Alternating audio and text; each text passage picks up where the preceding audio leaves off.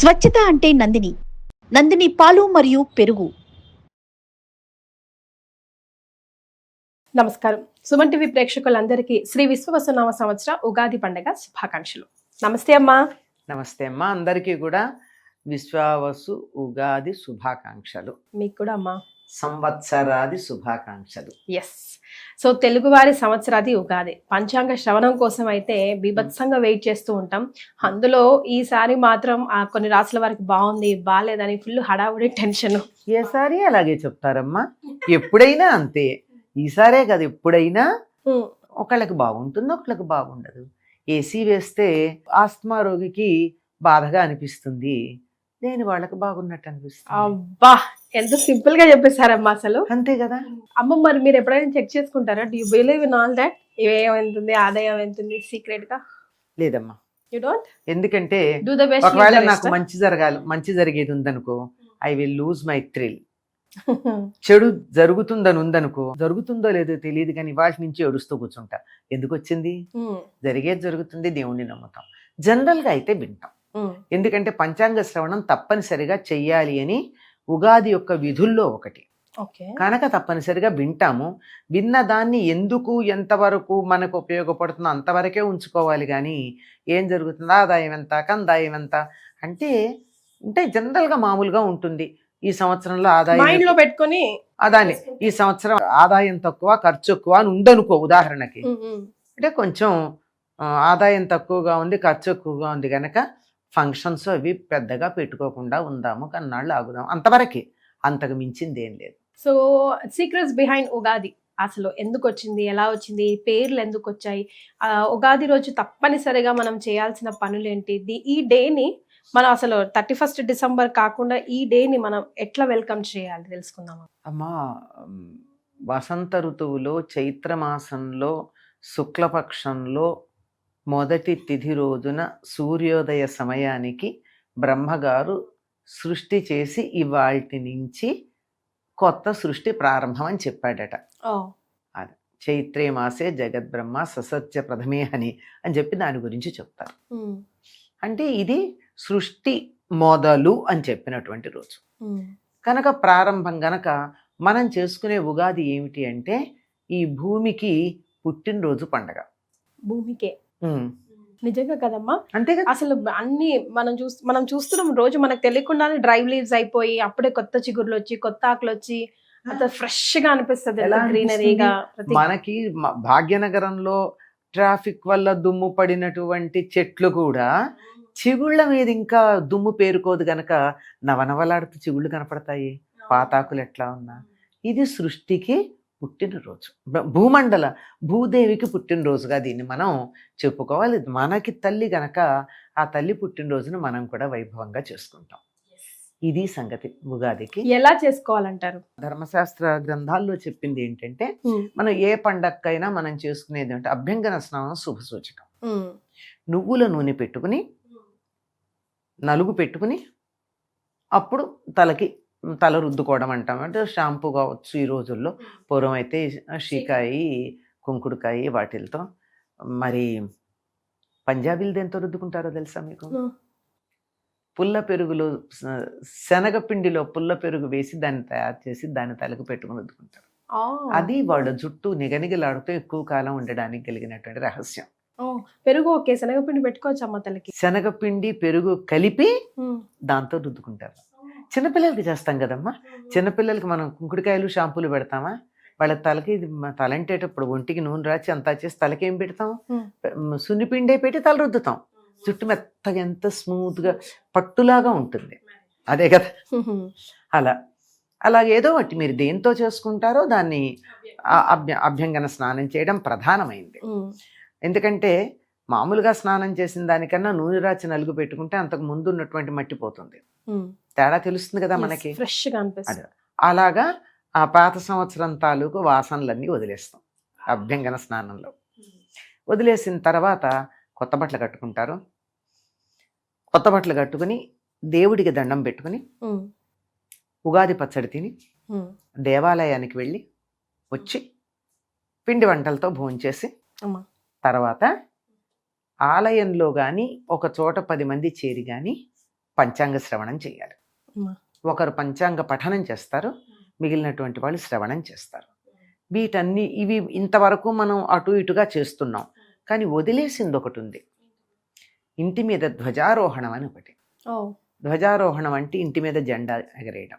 ప్రతి ఇంటికి వేసుకోవాలి. అంటే ఈ రోజు. దేనికి జెండా దేనికి ఎగరేస్తాం? విజయాన్ని సాధించినప్పుడు ఎగరేస్తాం.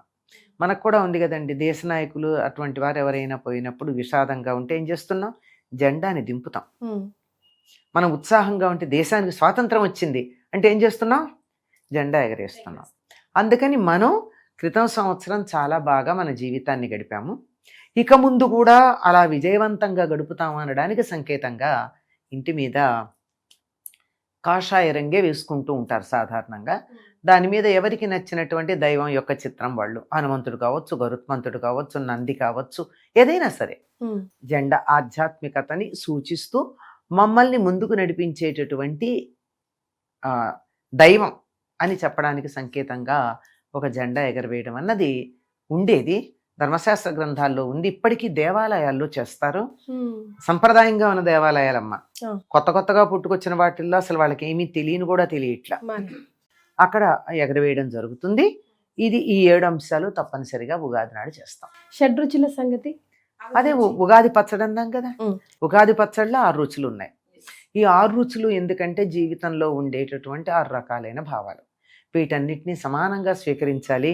ఒక్క తీపే తింటూ కూర్చుంటే డయాబెటీస్ వస్తుంది నాన్న, కొంచెం చేదు కూడా తిను, అప్పుడు దానికి బ్యాలెన్స్ అవుతుంది.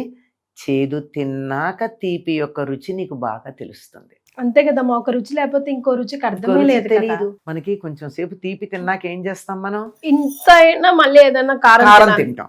కారం తినందే మళ్ళీ మనకేం తోచదు, కనీసం మంచినీళ్ళు కూడా తాగబుద్ధి అవదు మరి కదా. కనుక అన్ని రుచులు కావాలి అని చెప్తూ, ఈ అన్ని రుచులు శరీరానికి అవసరం.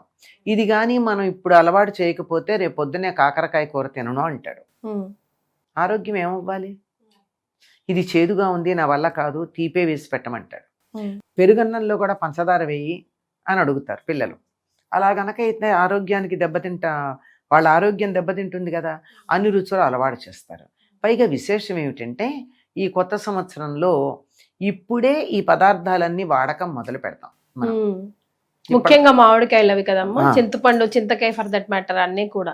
అసలు ఉగాదికి ముందు అసలు మామిడికాయ ముక్కలు కూడా ఎవరు చాలా ఇళ్లలో ముట్టుకోరు కూడా, వాడరమ్మా. మనకు పద్ధతి ఏంటంటే, మన ఇంట్లోనే మామిడి చెట్టు ఉండి కాయలు బాగా కాస్తే కూడా వాటిని ఎక్కడో పక్కన పెట్టేస్తారే తప్ప వాళ్ళు తినరు.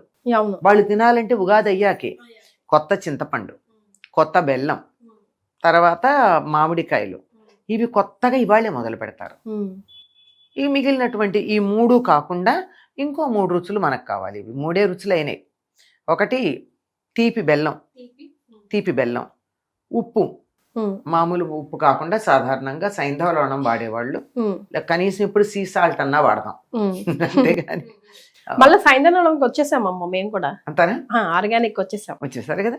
అది ఉప్పుకి సైంధవ లవణం, పులుపుకి చింతపండు, చేదుకి వేప పువ్వు, ఆ తర్వాత కారానికి మిరియాలు, మిగిలిందేమిటి? వగరికి మామిడి పిందెలు వగరుగా తినాలి. అంటే తొక్కతో తినాలని అర్థం. అది అసలు విషయం. తొక్కలోనే మామిడిలో ఉండే చిన్న దోషం ఏముందో దానికి విరుగుడు తొక్కలో ఉంది. అంచేత మామిడి పులుపుకి కాదు వాడేది, వగరుకు వాడుతున్నాం. పులుపుకి చింతపండే వాడతాం, కొత్త చింతపండు వాడుతున్నాం, కొత్త బెల్లం వాడుతున్నాం. మామిడి పిందెలు దేనికి అంటే వగరుకి సంకేతం. అంటే సాధారణంగా ఇంకా ఈ సంవత్సరం కూడా మామూలుగా వచ్చినట్లే, ఒక్కొక్క ఏడాది ముందు వస్తాయి, కానీ ఈ ఏడాది ఇప్పుడిప్పుడే కదా అక్కడక్కడ మామిడి కాయలు కనపడుతున్నాయి. తప్పనిసరిగా వీలైనంత చిన్న కాయలు, పెరట్లో ఉంటే పిందెలు కోసి వాటి ముక్కలు తీసుకుని తొక్కతో సహా కొన్ని కలిపి తిన్నట్టయితే. వేప పువ్వు కూడా ఇస్తాం కదా. వేప పువ్వు చేదుకని చెప్పాగా, మొదటి చెప్పా, చేదుకు వేప పువ్వు. ఇలా 6 రుచులు ఇందులో ఉంటాయి. ఇంకా దీనికి అనుపానంగా ఉండడానికి అమృతం అని చెప్పి కొంచెం ఆవు నెయ్యి వేస్తారు.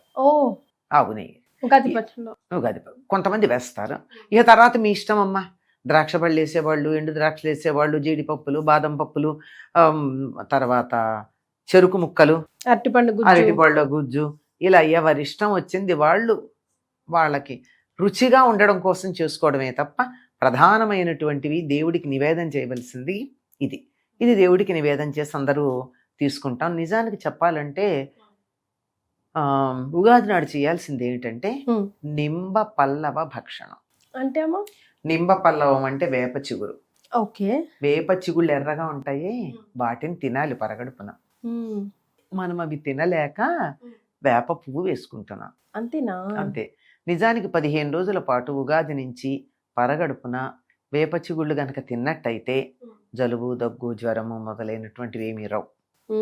తర్వాత డయాబెటీస్ ఉన్న వాళ్ళు కూడా రోజు పొద్దున పూట వేప చిగుళ్ళు కొద్ది రోజుల పాటు తిన్నట్టయితే చాలా అదుపులోకి వస్తుంది. Very nice. ఇది తెలియదు మనకి, కానీ 15 days కంటిన్యూస్ గా చేసి చూస్తే మనకు తెలుస్తుంది కదమ్మా. ఓ సంవత్సరం ఎలా ఉంటుందో నెక్స్ట్ ఉగాదికి చెప్పేస్తాం. కరెక్ట్. అంటే అనుభవంతో చేసి మాకు ఉపయోగం పడింది అని చెప్పిన వాళ్ళు ఉన్నారు. అవును. తర్వాత అసలు అంత అవసరం కూడా ఉండేది కాదు పూర్వకాలం వాళ్ళకి. ఎందుకంటే రోజు వేప పుల్లతో పళ్ళు తోముకునేవారు. ఆ శరీరానికి ఏమాత్రం చేదు కావాలో అది వెళ్ళిపోతూ ఉండేది. వేప పుల్లతో పళ్ళు తోముకున్నంత కాలం డయాబెటీస్ లేదమ్మా. క్రోధినామ సంవత్సరం వదిలేసి ఫైనల్ గా శ్రీ విశ్వవసు నామ సంవత్సరంలోకి వెళ్తున్నాం కదా. శ్రీ విశ్వవసు అంటే అర్థం ఏంటమ్మా? వసు అంటే భూమి, సంపద, బంగారం. ఓ విశ్వానికంతా బంగారం ఇచ్చేటటువంటిది. విశ్వాసు ఒకనొక గంధర్వుడు చక్కగా పాటలు పాడేటటువంటి వాడు. ఒక సంవత్సరానికి ఉన్న పేరు ఇది. వీళ్ళంతా నారదుడి కొడుకులు అంట కదమ్మా? అవునమ్మా, నారదుడి కుమారులు అని చెప్పి ఒకసారి ఎప్పుడో ఈయన స్త్రీ వేషం సంసారంలో మునిగిపోయినప్పుడు ఆయనకు పుట్టినటువంటి కొడుకులని. అంతేకాకుండా ఇంకొక ఇతివృత్తం ఉంది. శ్రీకృష్ణుడికి 16,100 మంది రాజకుమార్తెలు భార్యలు అయ్యారు కదా, గోపికలు గారు రాజకుమార్తెలు. అందులో సాందీపని అనేటటువంటి ఒకానొక ఆవిడికి 60 మంది కుమారులు ఉన్నారని, ఆవిడ ఎప్పుడో కృష్ణుడిని చాలా ఆనందపరిస్తే నీకేమన్నా వరం కావాలంటే కోరుకోమంటే నా కొడుకుల పేర్లు సంవత్సరాలకి పెట్టమని అడిగిందని ఆవిడ కొడుకులు వీళ్ళ పేర్లని ఒక కథ ఉంది. కొత్త సంవత్సరానికి వెళ్తున్నాం కాబట్టి మా ప్రేక్షకులకి, మా అందరికి మీ ఆశీర్వచనం అందించండి. తప్పనిసరిగానమ్మా. క్రోధినామ సంవత్సరం పేరుకు తగ్గట్టుగానే ప్రపంచమంతా కూడా క్రోధంతో అట్టుడికిపోయింది. ఎవరికి ఎవరి మీద ఎందుకు కోపం వచ్చిందో తెలియనటువంటి పరిస్థితుల్లోనే ఉంది, అంతే కదా. నిజానికి క్రోధి అన్నప్పుడు కోపం తప్పదు. కోపం చెడు మీద రావాల్సింది, చెడు మీద వచ్చిందో మంచి మీద వచ్చిందో తెలియదు, అలా జరిగిపోయింది. ఇప్పుడు ఆ క్రోధమంతా ఉపశమించి ప్రపంచమంతా మంచి సంపదలతో, సంపద అంటే ఇది మాత్రమే కాదు కదా, ఆయురారోగ్య ఐశ్వర్యాలన్నీ కూడా సంపదలే. అటువంటి సంపదలతో భూగోళం అంతా చల్లగా హాయిగా ఉండాలి అని విశ్వావసు నామ సంవత్సరం పేరు దృష్ట్యా అలా ఆశించటం బాగుంటుంది అని అలా అనుకుంటున్నాం. అందరికీ కూడా ఆయురారోగ్యైశ్వర్యాలు పుష్కలంగా ఉండాలి అని ఈ విశ్వావసునామ సంవత్సర ప్రారంభంలో సంవత్సరాదిని ప్రారంభించుకుంటాం. ఎందుకంటే ఏదైనా సరే first impression is best impression అంటారు. మొట్టమొదటి ఎలా ఉంటే తర్వాత అంత అలా ఉంటుందని మనకు ఒక అభిప్రాయం ఉంది. ఉగాది నాడు ఎలాగా గడిస్తే సంవత్సరం అంతా అట్లా ఉంటుంది అనే నమ్మకం కనుక ఆ ఉగాది మనకి సంపత్పూర్ణంగా ఉండి అందరికీ కూడా సంపదలు ఉండాలి అని కోరుకుంటున్నాను. థ్యాంక్ యూ సో మచ్ అమ్మా, ధన్యవాదాలు.